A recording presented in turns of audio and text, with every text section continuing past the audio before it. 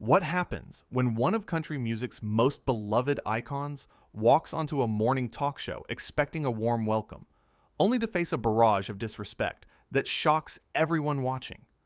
It only took 25 seconds of condescending remarks before Reba McEntire had enough and did something nobody saw coming. The studio lights were blazing that morning. Reba McEntire walked onto the Good Morning America set with her signature grace, waving to the audience with that genuine smile that's made her America's sweetheart for decades. She was there to talk about her latest projects, her music, her life. What she didn't know was that this interview was about to become one of the most explosive moments in morning television history. Michael Strahan sat behind the desk, flanked by his fellow hosts. The cameras rolled. The audience settled. Everything seemed normal at first, but from the very first question, something felt off. "So Reba," Michael began, leaning back in his chair with a smirk that made the hairs on the back of everyone's neck stand up. "You're still doing this whole country music thing, huh?" The audience went quiet. Reba's smile faltered for just a second. "Well, yes, I've been blessed to have a career doing what I love for over 40 years now." 40 years, Michael repeated, shaking his head slowly. Wow, that's a really long time to be holding on to the same act. Robin Roberts, sitting to Michael's left, shifted uncomfortably in her seat. Her eyes went wide. You could see her trying to catch Michael's attention, trying to steer this in a different direction, but he wasn't looking at her. "The same act?" Reba asked, her voice steady, but you could hear the edge creeping in. "Yeah, I mean, don't you ever think about, updating your sound, getting with the times?" Michael gestured vaguely with his hands. "Country music is kind of stuck in the past, don't you think?" George Stephanopoulos cleared his throat loudly, jumping in, quickly. "What Michael means is that your music has such a classic quality to it, Reba. That timeless appeal." "No, that's not what I meant," Michael interrupted, cutting George off mid-sentence. "I'm saying maybe it's time to hang up the cowboy boots and let the younger generation take over." The studio went dead silent. You could have heard a pin drop. Camera operators exchanged glances. Production assistants looked stunned. Reba sat up straighter in her chair. Her expression remained calm, but her eyes had fire in them. "I'm sorry, are you suggesting I'm too old to make music?" "I'm not suggesting anything," Michael said with a laugh that made everyone cringe. "I'm just saying there comes a time when people need to recognize their moment has passed. You've had a great run." "Michael," Robin interjected, her voice firm now, trying to regain control. "I think what we'd all love to hear about is Reba's upcoming tour. You're performing in over 50 cities, is that right?" 50. 3 cities, yes," Reba replied, but her eyes never left Michael. "Sold-out shows, actually. Guess those fans didn't get the memo." Michael laughed again, that same condescending laugh. "Well, you know how it is. Nostalgia sells. People like remembering the good old days, even if what they're remembering isn't really that great." Ginger Z, who had been sitting quietly at the end of the panel, gasped audibly. Her hand went to her mouth. "Excuse me?" Reba's voice was calm, but everyone could feel the storm brewing underneath. "Look, I'm just being honest here," Michael continued, seemingly oblivious to the tension he was creating. "Your kind of music, it's fine for, a certain demographic. But let's be real. It's not exactly cutting edge. It's not what people are listening to." "My kind of music?" Reba repeated slowly. George jumped in again, desperately trying to salvage the interview. "Country music has millions of devoted fans worldwide, and Reba is an icon in that genre. Multiple Grammy Awards, countless #1 hits." Sure, Michael waved his hand dismissively. "But when was the last time any of those hits mattered to anyone under 40? I'm just asking questions here." "No," Reba said, her voice rising slightly. "You're not asking questions. You're being disrespectful." "Disrespectful?" Michael scoffed. "I'm having a conversation. Maybe you're just not used to people being honest with you. Maybe everyone around you has been blowing smoke for so long that you can't handle a little reality check. Robin's face went pale. Michael, I think we should move on to another topic. Why? Michael shot back. Because she can't handle criticism? This is a talk show. We talk. Criticism is one thing, Reba said, her voice steady and strong. What you're doing is something else entirely. What am I doing? Michael asked, spreading his arms wide with mock innocence. I'm trying to have a real conversation, instead of the usual fluff piece, where everyone pretends everything is perfect. You're being rude, Ginger said quietly from her seat. This isn't how we treat guests. Michael turned to look at Ginger, his expression hardening. I don't need you to tell me how to do my job, Ginger.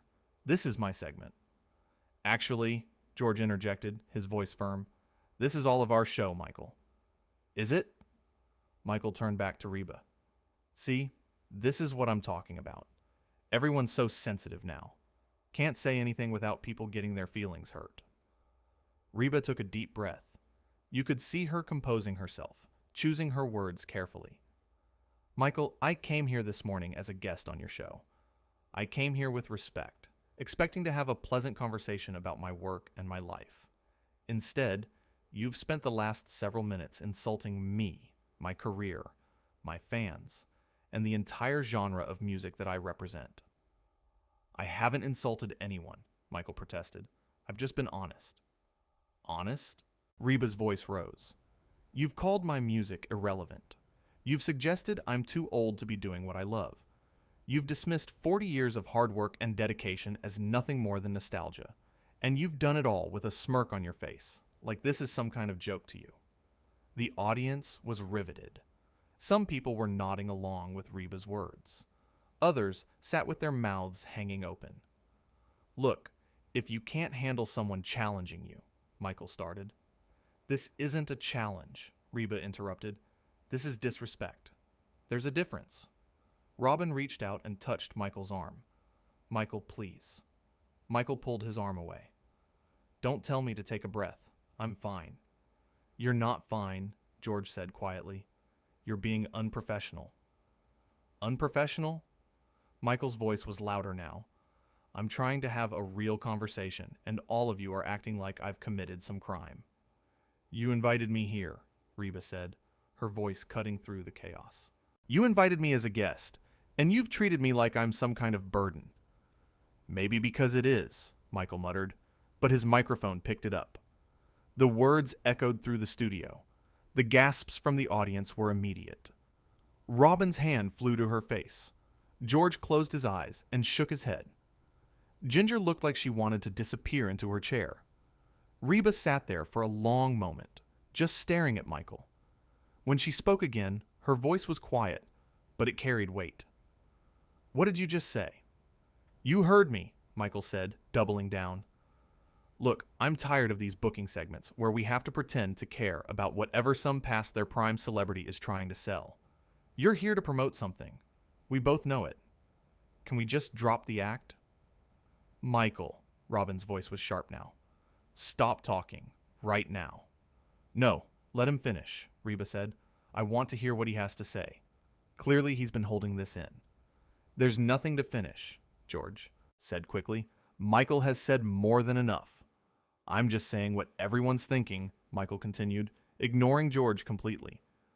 These interviews are boring.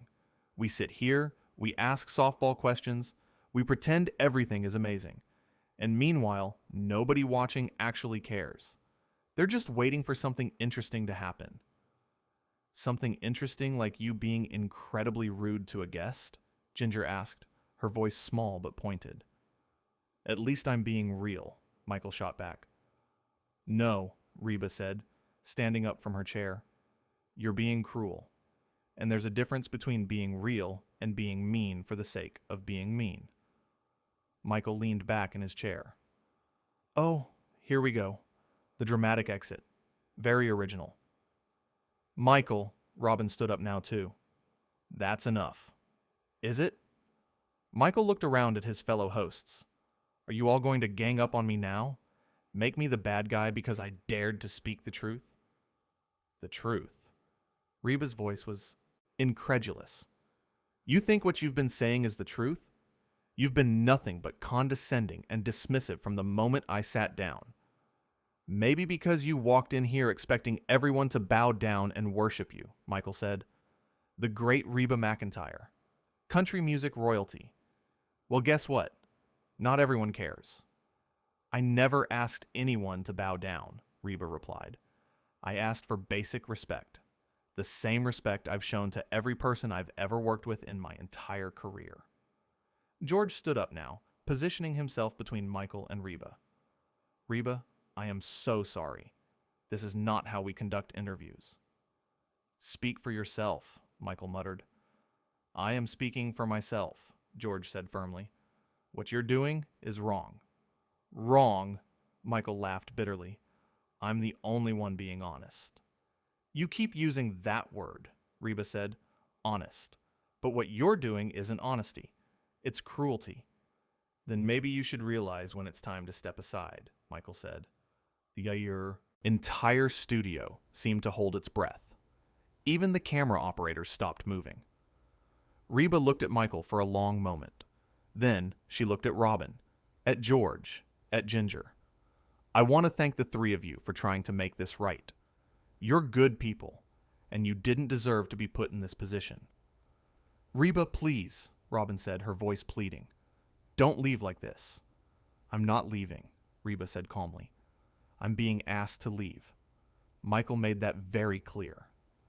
I didn't ask you to leave, Michael said. You didn't have to use those exact words, Reba replied.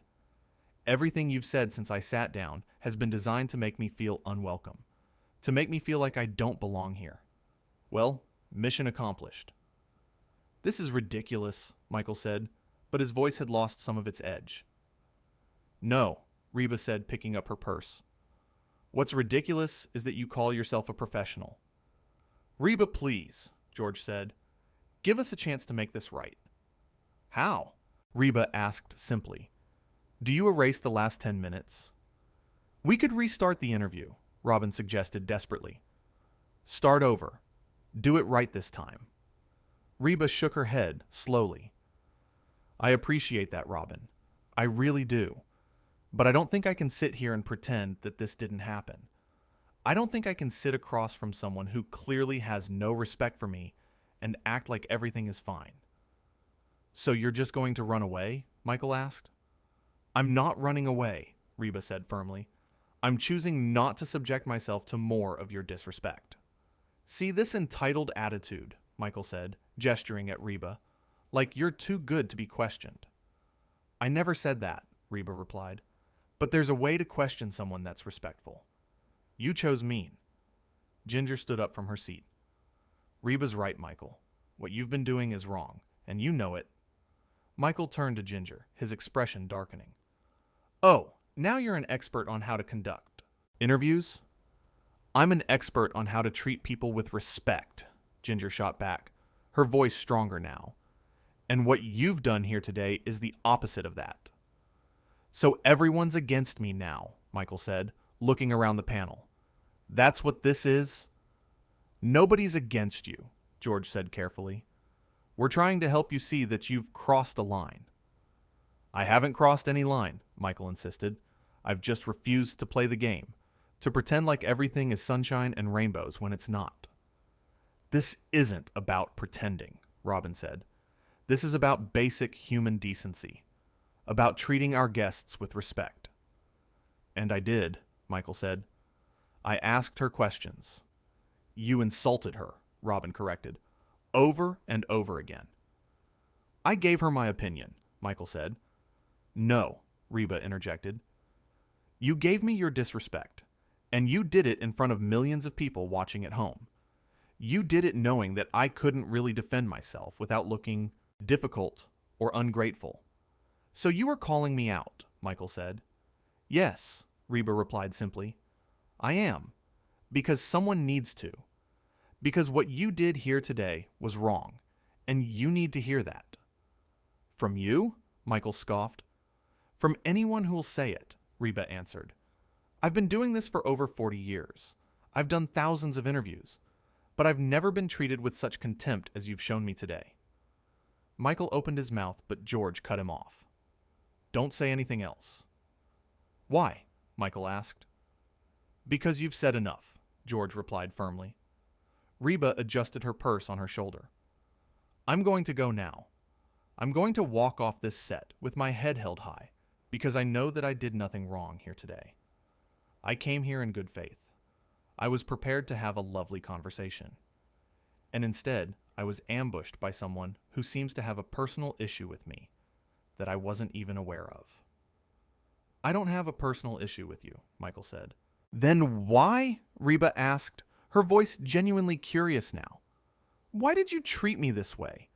What did I do to you to deserve this? Michael didn't answer. He just sat there, arms crossed, jaw set. That's what I thought, Reba said softly. You don't even have a reason. You just decided to be cruel, because you could.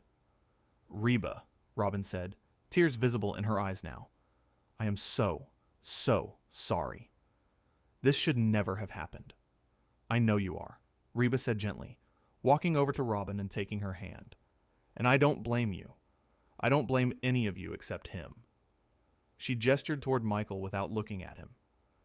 This is unbelievable, Michael muttered. You're right about that, Ginger said. It is unbelievable. Unbelievably unprofessional. Not you too, Ginger, Michael said. Yes, me too, Ginger replied. What did you expect? That we'd all just sit here and watch you bully a guest? I wasn't bullying anyone, Michael protested.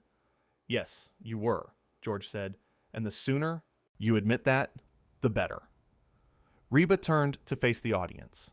Many were on their feet, looking shocked. I want to thank all of you for being here. I'm sorry you had to witness this. Some people in the audience started clapping. Then, more joined. Within seconds, the entire audience was applauding Reba. Michael looked around, finally realizing the gravity of what happened. This is insane. No, Robin said quietly. This is consequences. Reba gave the audience a small wave, then turned back. Robin, George, Ginger, it was lovely to see you. I hope we can meet again under better circumstances. Anytime, George said warmly. Our door is always open. Just not his segment, Ginger added, pointing at Michael. Reba smiled sadly, then started walking toward the exit. The cameras followed her. The audience continued clapping. Wait, Michael called out suddenly. You're really leaving? Reba stopped and turned. What would you have me do? Stay so you can insult me more? I'm trying to understand why you're so offended, Michael said. And I'm being honest now, Reba replied.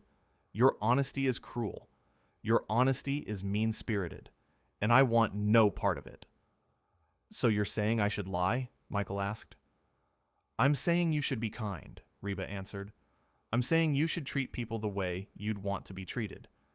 I'm saying that having a platform doesn't give you the right to tear people down. That's not what I was doing, Michael said, but his voice was weaker. Then what were you doing? Reba challenged. Explain it.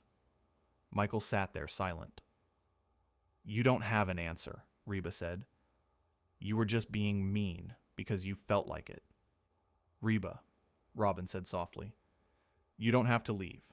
We can figure this out. Reba looked at Robin, at the genuine concern on her face, and softened. I appreciate that, but I think the best thing I can do is leave before this gets worse. How could it get worse? Ginger asked. I could lose my temper completely.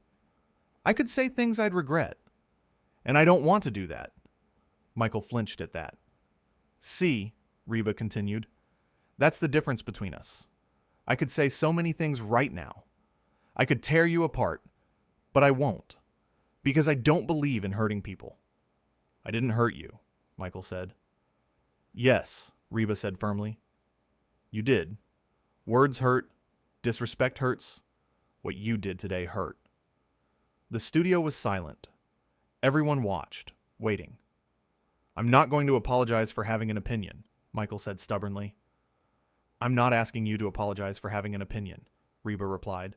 I'm asking you to apologize for how you expressed it, but you won't, will you? Michael didn't respond. I'm going to leave now, Reba said. I'm going to walk out with my dignity intact, and I'll remember Robin, George, and Ginger, and how they tried to make this right. She turned to them. Thank you. Truly. Reba, you're always welcome here, George said. I appreciate that, Reba said, but I won't be coming back. Not while he's here. She gestured toward Michael. So I'm the villain now? Michael asked bitterly. You made yourself the villain, Reba said. Your actions did that. Your words did that. She adjusted her purse and took a breath. I hope you learn from this. I hope you learn that words have power. Are you done? Michael asked. Yes, Reba said. I'm done trying to have a conversation with someone who doesn't want to listen. I'm done. And with that, she turned and walked toward the exit. The audience stood as she passed, clapping. Some were cheering, others calling out support. We love you, Reba. You're amazing. Reba waved to them, blinking back tears. Behind her, the panel sat in stunned silence. Robin had her head in her hands. George stared at Michael with disappointment.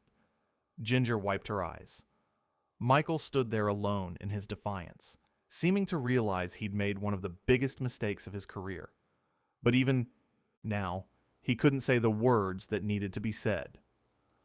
This is ridiculous, he muttered, but this time nobody responded.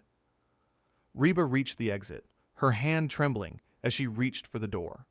She paused there, and for a moment it seemed like she might turn back, like she might give Michael one more chance. The studio held its breath, but Michael said nothing. He just sat there, staring at his desk. Reba's shoulders dropped slightly. Sadness crossed her face. Not anger. Just sadness.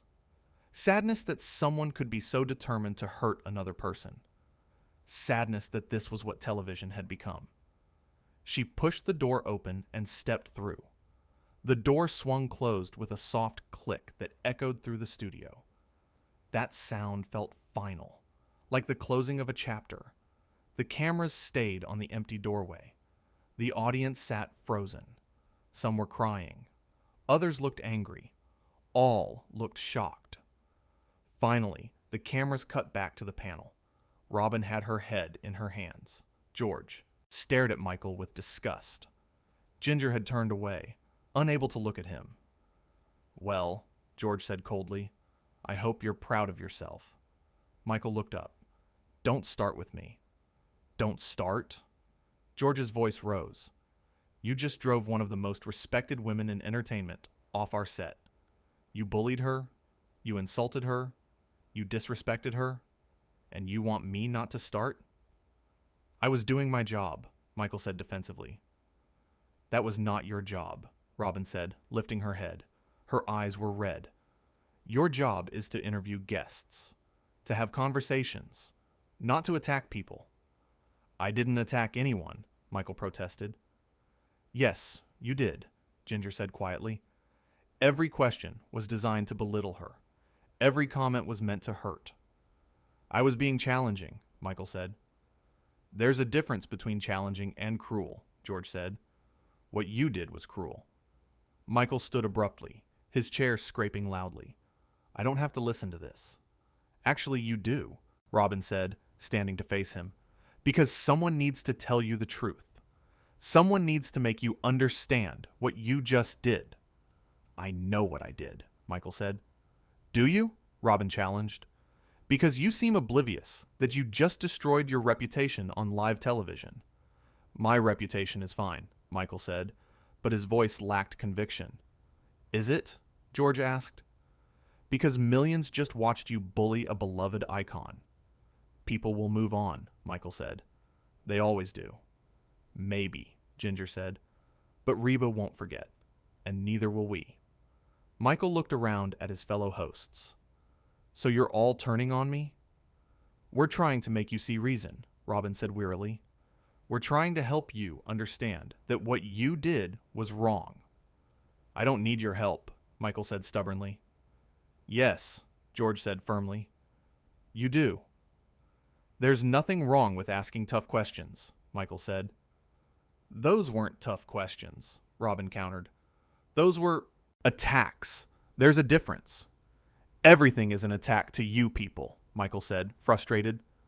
No, Ginger said, her voice strong. But what you did to Reba was an attack. You questioned her relevance. You called her music outdated. You suggested she retire. You dismissed 40 years of success. How is that not an attack? Michael opened his mouth, then closed it. For the first time, he seemed to struggle to defend himself. That's what I thought, George said. You can't justify it. You were just being mean. I was trying to have a real conversation, Michael said, but even he didn't sound convinced. Real conversations involve respect, Robin said. You had none.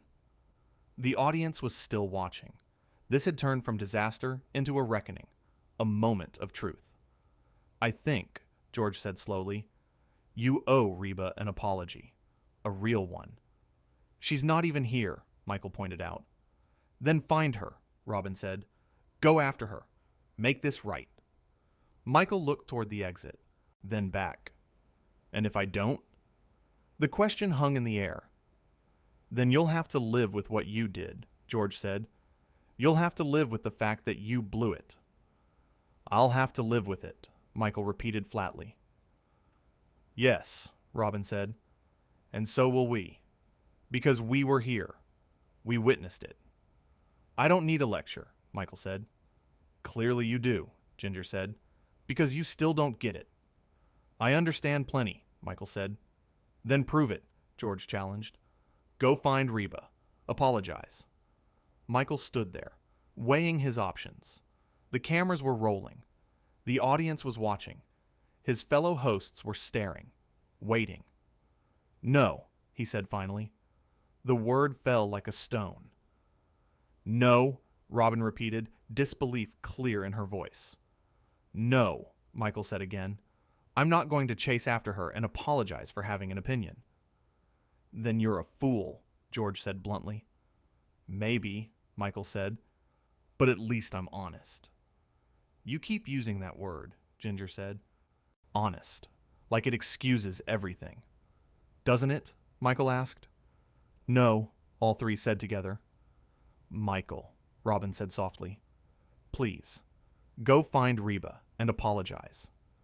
Michael looked at her, saw the pleading in her eyes, the disappointment, the hope that maybe he would do better. I can't, he said. Can't or won't? George asked. Does it matter? Michael replied. Yes, Ginger said. It matters. Michael shook his head. I'm not apologizing just because everyone's mad. That's the problem, Robin said sadly. The studio fell silent. The weight of what happened settled over everyone. We need to go to commercial, George said. Michael stood there, isolated, surrounded by people who no longer respected him. Robin turned to the camera, composing herself. We're going to take a break, she said, her voice barely steady. We'll be right back, George finished. The red lights blinked off. The studio erupted. Producers rushed the set. Audience members talked loudly. The panel remained where they were, processing what happened. Michael finally sat down, reality sinking in. He looked at the chaos he'd created, the disappointed faces, the shocked expressions. Doubt flickered across his face for the first time. But it was too late.